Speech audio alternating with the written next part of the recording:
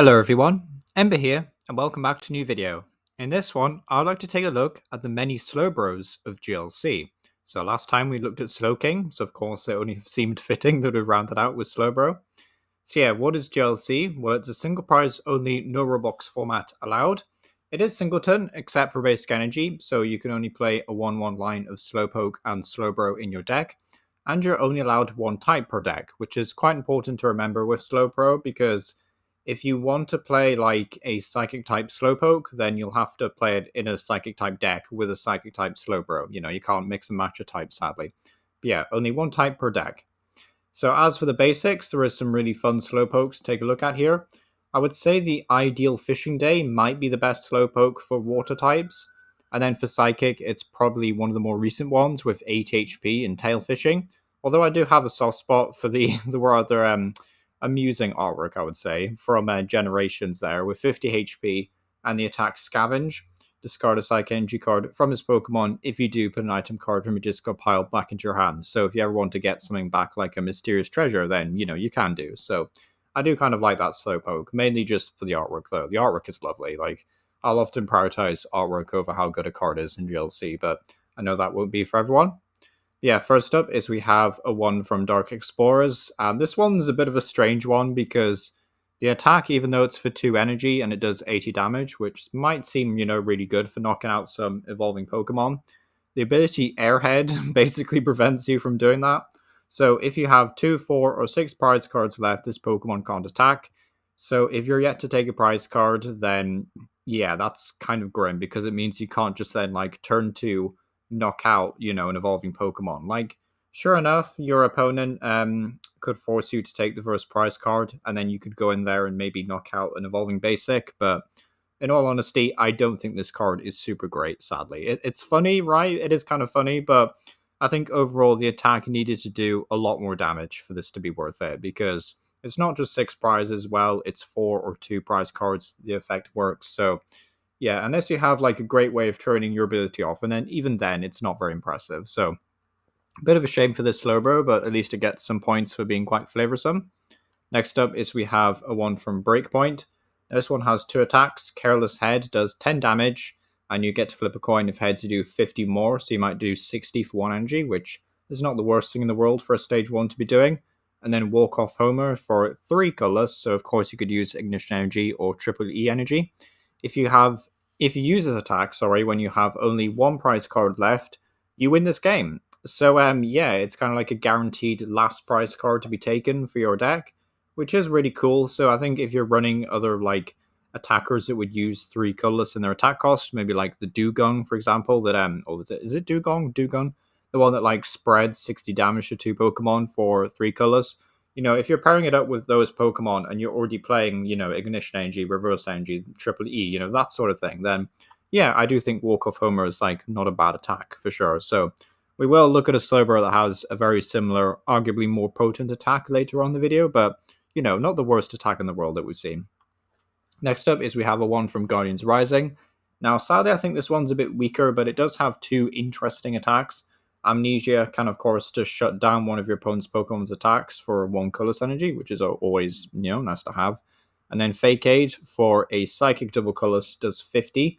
And if Slowbro is burned or poisoned, then it does 80 more damage, so you can do 130. In all honesty, I don't think this is super worth it, and we'll look at a Psychic type Slowbro later on that can do 160 for 3 energy, so I don't really think this is super good. Like, it's interesting, and like Amnesia is always welcome on Pokemon that don't just have like 70 HP. It's really nice to see like tank your Pokemon with Amnesia.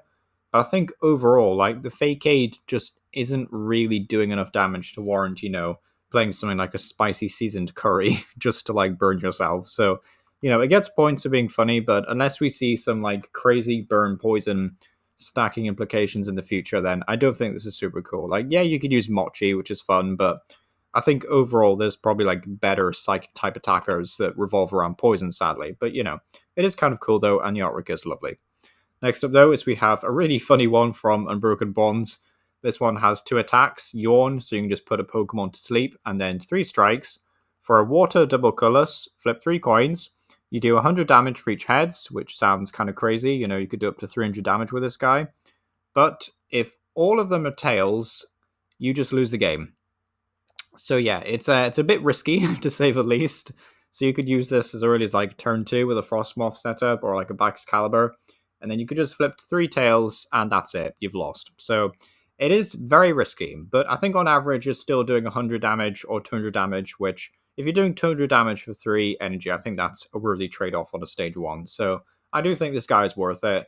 Sometimes you just have to take the L, and if you flip 3 tails, then just be better, I guess. Like have Glimwood Tangle to let you reflip coins if you really wanted to. But yeah, sadly there's no double colorless in GLC anymore. I will never shut up about this, by the way. There's no double colorless in GLC. So sadly you can't like Guzma and Hala for a double colorless and a Glimwood Tangle, which would have been glorious for this. But yeah, sadly you'll just have to use something like a color resistant nasty to get Glimwood Tangle, and then like I don't know, maybe just Frostmoth the energy on here. Yeah, like Frostmoth or like Baxcalibur, depending on what you're playing. But I think Frostmoth is probably better because there'll be other stage 1 water types that interact with coin flips. But yeah, I really like 3 strikes as an attack. It's very, very funny. But obviously, it can be a bit risky and you can't just lose a game. So, there is that to consider. The next up is we have one from Pokemon Go. This has 2 attacks. Tumbling Tackle does 20 damage, and both active Pokemon are now asleep. So, of course, Slowbro is a very sleepy Pokemon and loves putting other Pokemon to sleep as well, probably through boredom. And then Twilight Inspiration for 2 colors says you can only use this attack if your opponent has exactly 1 prize card remaining, and you get to take 2 prize cards. So, it's a really interesting move because basically, as long as you take 4 prize cards, you can just sit back and let your opponent take 5 prize cards.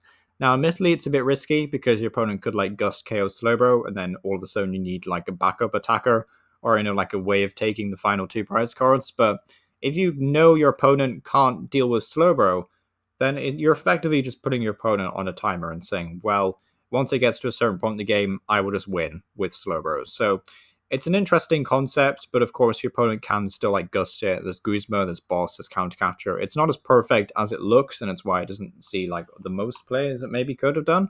But honestly, I think it's like gets a lot of points of being flavorsome, and it is really cool. The artwork is also lovely. I really like the perspective shot of the artwork, but yeah, I think this one's a bit more entertaining, but this one's still kind of cool though.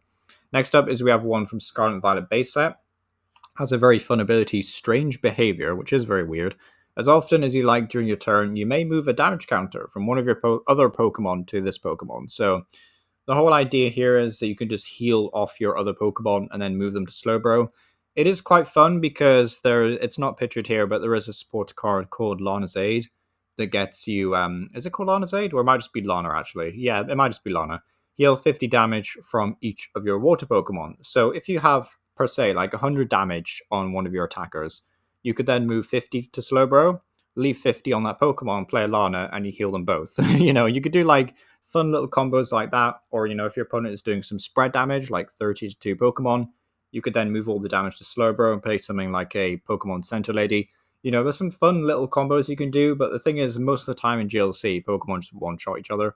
Like, sure enough, there is some spread decks, like there is some like Lost Zone spread and whatnot. So it's not as if they don't exist, but still, I think overall there's been some better Slowbros in this video, like some more interesting ones, but I would still give this 1 points because it's usable to some degree. Like Bubble Drain only doing 60 for a water and a colorless is pretty rough.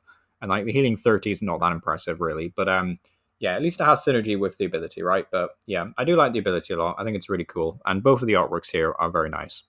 Next up though is we have the last Slowbro, or like the latest I should say, from 151. Has 2 attacks, Big Yawn once again, so Slowbro is of course always yawning. But it does have the attack Laid Back Tackle for a Psychic Double Colorless, does 160 damage, but if his Pokemon evolved during this turn, this attack does nothing. So they keep putting loads of restrictions on Slowbro for some reason, they really don't like him. But yeah, 160 is not awful for 3 energy. It's a bit shy of like most of the stage 2s that are kind of kicking around these days, and Pokemon keep printing stage 2s now with like 170 to 200 HP.